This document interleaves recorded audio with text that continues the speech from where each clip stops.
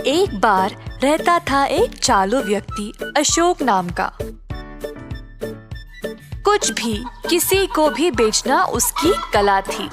कोई जानवर ही क्यों ना हो, वह आगे वालों को विश्वास दिला देता था कि यह कोई अनोखी चीज है। बेचारे लोग उसकी बातों में आकर खरीद लेते थे। यही उसका कमाने का तरीका था। एक दिन अशोक की पत्नी ने अपने पति से कहा, आप कोई इज्जतदार काम क्यों नहीं करते? लोगों को धोखा देकर क्यों कमाते हो? अगर ऐसा ही करते रहोगे तो एक दिन आपको बहुत भुगतना पड़ेगा। अशोक ने पत्नी की बातों का ध्यान नहीं दिया। जल्दी से भोजन किया और घर से निकल गए, ये सोचते हुए कि अब वह और पैसे कहां से लाए। तभी उसने सुना क्वाक क्वाक। उसके सामने था एक बत्तख, जिसको देखते ही उसके दिमाग में एक विचार आया। चोरी छुपे उसने बत्तख को उठाया और फिर शहर की ओर निकल पड़ा। अब वह एक नया बलि का बकरा की खोज में था।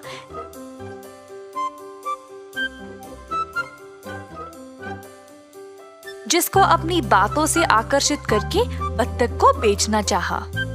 थोड़ी देर में एक भोला सा आदमी बस से उतरा। अशोक उस आदमी को सुनाए दिए जैसे बत्तख से बात करने लगा। ओ बत्तख, तू तो सोने के अंडे डालती है, परंतु मैं तेरा ख्याल रखने के लायक ही नहीं हूँ। क्या करूँ? भोले आदमी ने अशोक की बातें सुनी और पूछा, सुनिए, क्या ये सच है कि ये सोने के अंडे डालती है? बेशक ये सच है, मगर इसको अगर सोने के अंडे डालने हैं तो इसे अच्छे से खिलाना पिलाना पड़ेगा। मैं बहुत गरीब हूँ ये सब करने के लिए, इसीलिए पता नहीं क्या करूँ। भोले आदमी को बुरा लगा। वैसे आप कौन हो? इधर नए आए हो क्या? जी हाँ, मैं यहाँ काम ढूंढने आया हूँ। सच में? तो इस बत्तख को लो, ये सोने के अंडे देती है ना। मैं तो इसे नहीं पाल सकता, पर तुम इसकी देखभाल करके इसके अंडे भी ले सकते हो।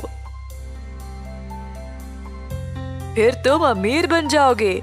चलो अब मैं काम ढूंढने निकलता हूँ। आप कितने दयालु हो, मैं उसको अवश्य ले लूंगा, पर इसके बदले आप ये थोड़े से पैसे ले लो मुझसे। भोले आदमी ने अशोक को अपना सारा पैसा दिया और चला गया। कई दिन बीत गए और अशोक के पैसे भी खत्म हो गए।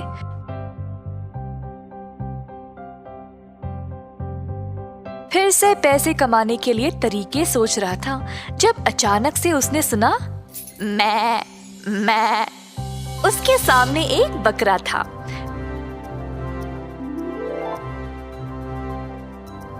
फिर से चोरी छुपे बकरे को झपटा और शहर की ओर निकला अपनी चालें चलने।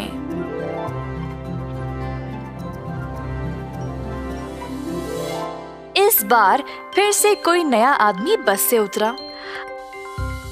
अशोक जोर से बात करने लगा। हे बकरे, मेरे सवाल का जवाब दे।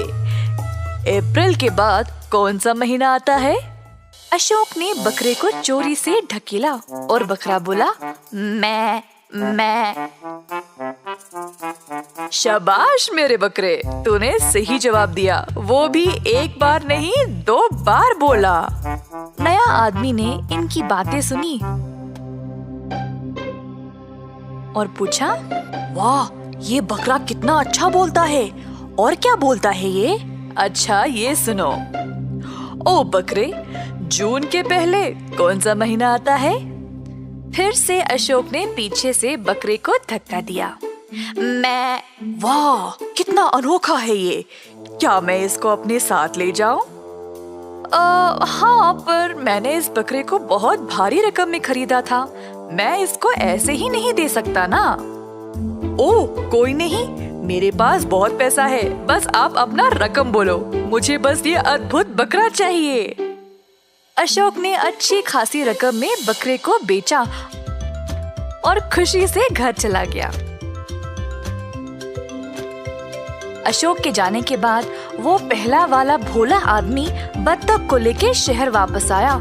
जब उसने दूर से इस आदमी को बकरे से बात करने की कोशिश करते हुए देखा, उत्सुक होकर वो उसे जाकर पूछा, सुनिए, मैं आपको वहाँ से देख रहा था, आप ठीक तो हो ना?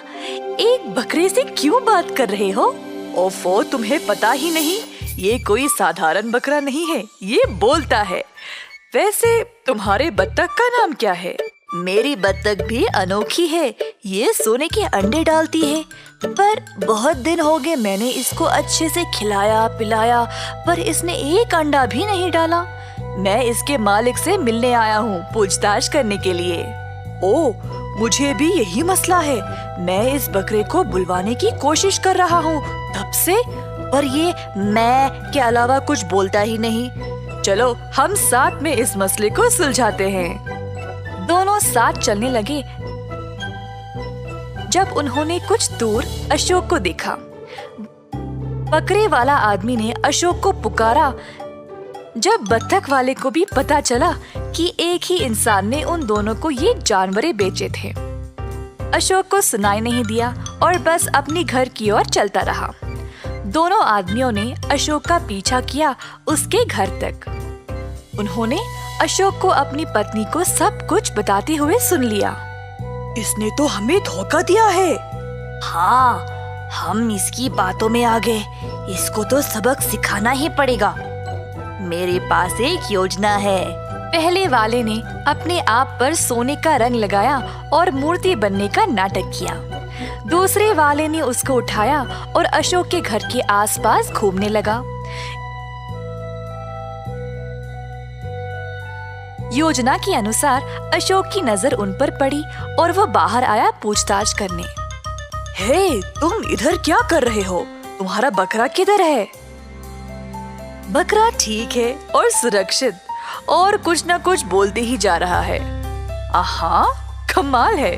वैसे ये मूर्ति लेकर कहाँ जा रहे हो? श्श, किसी को बोलना नहीं, ये मूर्ति असली सोने की बनी हुई है।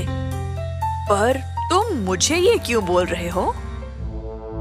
अब मैं इस शहर में नया था और आपने अपनी मेहरबानी मुझ पे दिखाई उस शानदार बकरे को देकर, तो इसीलिए मैं केवल आपको बोल रहा हूँ। अच्छा, तो अब क्या करोगे इस मूर्ति का? मैं इसको पूरी तरह से पिघलाकर सब बेच दूंगा। क्या तुम मेरी दयालुता के लिए कुछ करोगे? तुम मुझे ये मूर्ति दे दो, मैं तुम्हें इसकी अच्छी रकम दूंगा। तो अशोक ने आदमी को बहुत पैसे दिए और मूर्ति को कपड़े से ढांप दिया। अंदर गया अपनी पत्नी को बुलाने के लिए, पर जब वो आई तो वहाँ पे मूर्ति थी ही नहीं, केवल एक कपड़ा जमीन पर पड़ा था। अशोक आश्चर्यचकित रह गया। उसको यकीन ही नहीं हुआ कि उसी को बेवकूफ बनाया गया। मैंने आपसे बोला था, एक ना एक दिन उल्टा आपको ही सहना पड़ेगा, और बस आज वही हुआ। इस कहानी से हम ये सीखते हैं कि हमेशा ईमानदारी से काम करना चाहिए। जैसी करनी वैसी भरनी।